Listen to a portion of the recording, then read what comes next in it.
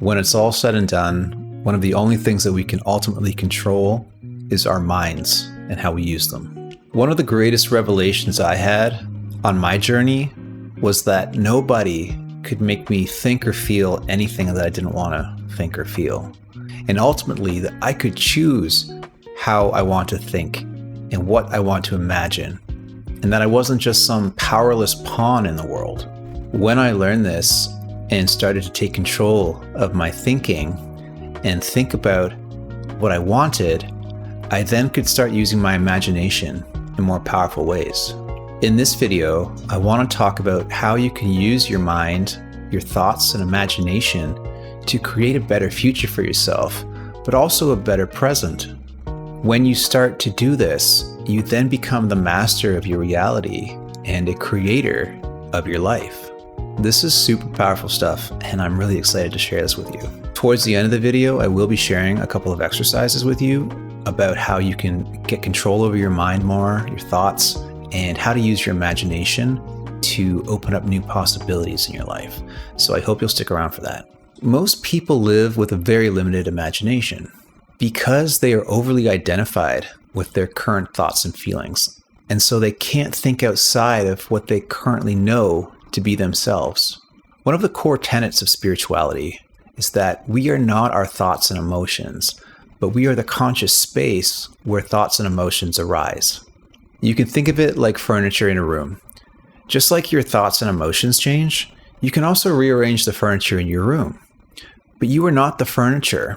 You're the room. When you begin to see yourself more as the space where thoughts and emotions arise, you can then start to let go of them. You can start to hold them loosely and break your attachment to them. And this is a key piece in learning how to use your thoughts and imagination to create the life you want versus having your thoughts rule you and have control over you. Think of your mind like a garden.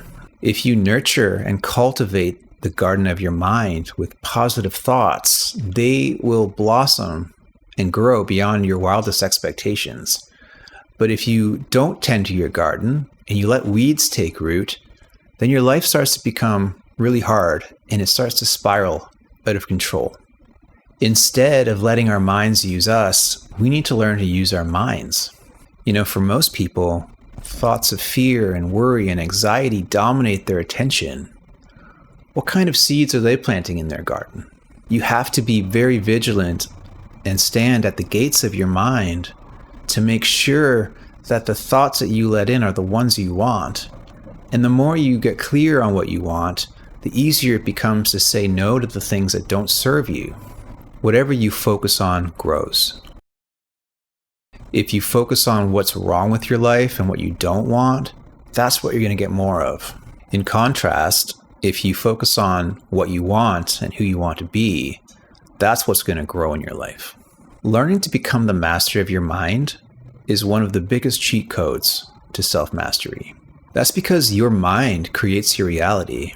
Whatever you focus on grows. Life is a mirror, and it will reflect back to us our predominant thoughts and beliefs that we hold to be true.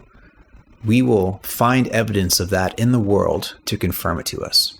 So if you hold the belief or you think that the world is a scary and hard place, you will unconsciously project that energy into the world, and you will attract that energy back to you. You will look at people a certain way, and you will send that energy outwards. They'll feel that subconsciously, and they will also feel fearful. They will reflect back to you your dominant emotions. On the other hand, if we have the belief and the thoughts that the world is our playground and that people are more or less good and trustworthy, and that's the energy that we are carrying within us, and that's the image that we're showing to the world, then the world will reflect back to us what we're looking for. This is the law of attraction in practice. You get what you are. That's why it's so important to cultivate the garden of your mind and make sure you're only planting the seeds and the flowers that you want to be there.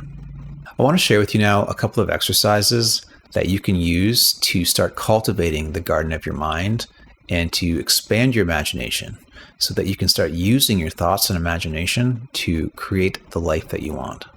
The first exercise is called a thought audit.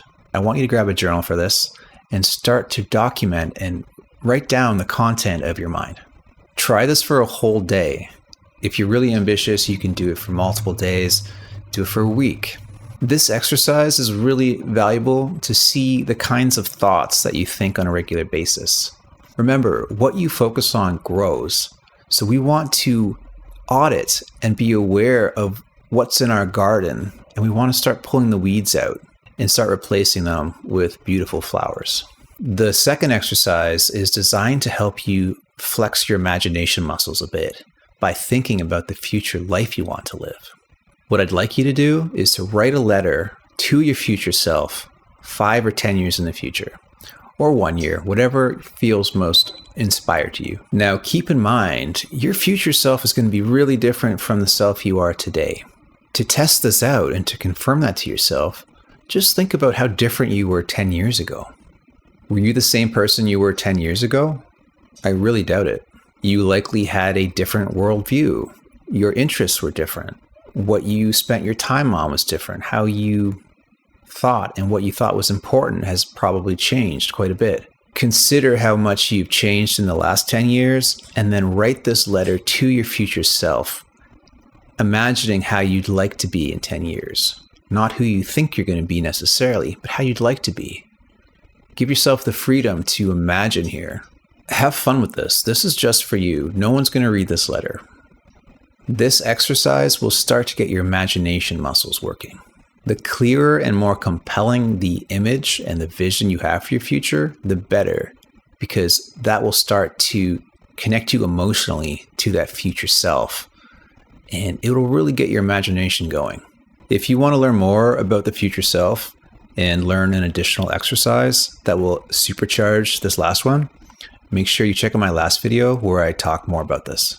When you start to pay attention to the thoughts that you're thinking and you start to cultivate the garden of your mind and begin to think about what you want in the future, you can then start using your mind and imagination to create that life for yourself. This is a remarkable journey, as it is you claiming ownership of your life. No longer are you at the mercy of life. You are now consciously creating it. If you feel like you need some personal support and guidance on this journey, I encourage you to sign up for a free consultation for my one-on-one coaching program.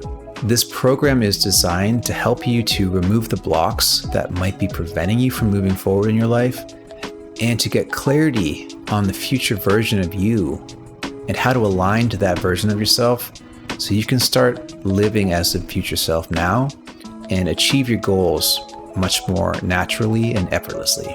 If that sounds interesting to you, you can sign up below using the link.